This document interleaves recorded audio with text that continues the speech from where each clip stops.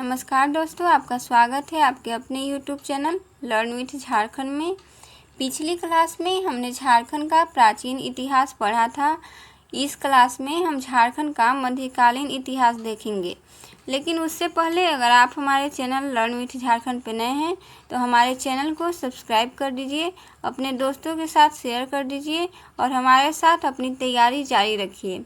चलिए अब आज का क्लास देखते हैं। झारखंड का मध्यकालीन इतिहास। सल्तनत काल में झारखंड। तो बख्तियार खिलजी ने 1206 ईस्वी में नदिया यानी बंगाल पर आक्रमण झारखंड से होकर किया था। गुलाम वंश के समय मुस्लिम सेनाओं की छावनियां झारखंड की सीमाओं पर बनाई गई थी। 1310 ईस्वी में अलाउद्दीन खिलजी ने अपने सेनापति मलिक छज्जू को नागवंशी राज्य को अपने अधीन करने के लिए भेजा था। अलाउद्दीन खिलजी का सेनापति मलिक काफूर जब दक्षिण भारत के विजय के लिए निकला तो वह झारखंड राज्य से होकर गुजरा था। मलिक मियां जो तुगलक काल के सिपहसालार थे, उन्होंने हजारीबाग के चाय किला को जीतकर फतेह खान दौला को समर्पित किया था। फिरोज शाह तुगलक ने हजारीबाग के सतगावा क्षेत्र को बंगाल के शासक शमसी उद्दीन शाह से जीतकर उसे बंगाल की राजधानी बनाया था। तारीख़ फिरोज शाही के अनुसार फिरोज शाह तुगलक ने झारखंड क्षेत्र से होकर बंगाल के विरुद्ध 2 बार आक्रमण किया। झारखंड में उरांव जनजाति का प्रवेश बख्तियार खिलजी के साथ हुआ। उरांव एवं मुंडा भाषाओं में अरबी, फारसी तथा तुर्की भाषाओं के शब्द पाए जाते हैं।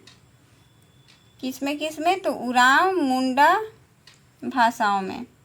ठीक है, अब चलिए आगे देखते हैं।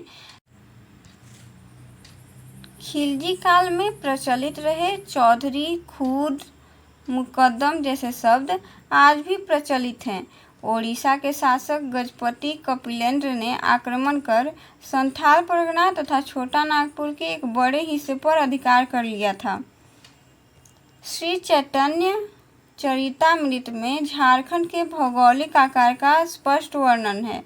श्री चैतन्य चरितामृत जैसे अमूल्य ग्रंथ में संथाल परगना तथा छोटा नागपुर से होते हुए गया होकर चैतन्य महाप्रभु के गुजरने का उल्लेख है। श्री चैतन्य चरितामृत के अनुसार संथाल परगना के विभिन्न गांवों में उन्होंने ठाकुरबाड़ी की स्थापना की। झारखंड में वैष्णव मत के प्रचार का श्रेय चैतन्य महाप्रभु को दिया जाता है। बंगाल के प्रसिद्ध वैष्णव गायक संत चैतन्य महाप्रभु मथुरा जाते समय झारखंड आए थे। चैतन्य महाप्रभु पंच परगना क्षेत्र में रुके थे। उस समय इस क्षेत्र में नागवंश का शासन था। पिछली क्लास में हमने नागवंश के बारे में पढ़ा है, तो आप कमेंट में बताइएगा कि नागवंश के संस्थापक कौन हैं। जौनपुर के इब्राहिम सर्की ने मिथिला के राजा शिव सिंह तथा बंगाल के राजा गणेश पर आक्रमण करने हेतु झारखंड के मार्ग का उपयोग किया था। 1494 ईस्वी में दिल्ली के सुल्तान सिकंदर लोदी के भय से जौनपुर के भगोड़ा शासक हुसैन शाह सर्की ने झारखंड के साहेबगंज क्षेत्र में शरण ली थी।